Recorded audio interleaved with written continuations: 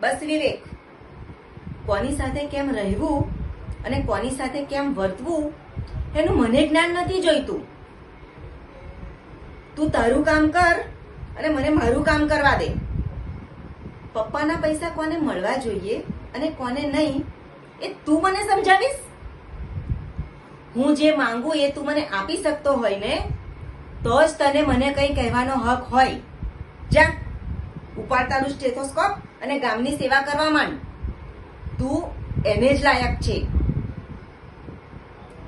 તું શું અહીંયા ઊભી છો? મમ્મી પપ્પાને જઈને ચાડી કરીશ ને?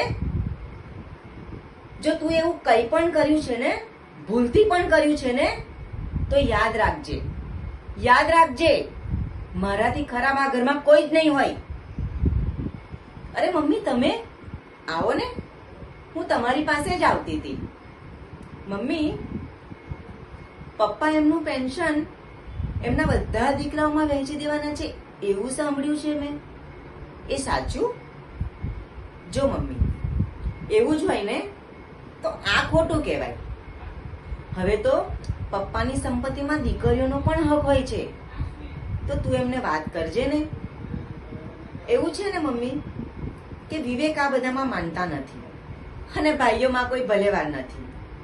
હવે બાકી બચી તું, તો તારા સિવાય મારું કોઈ વિચારવાનું નથી. તો પ્લીઝ મમ્મી, તું વાત કરજે ને પપ્પાને.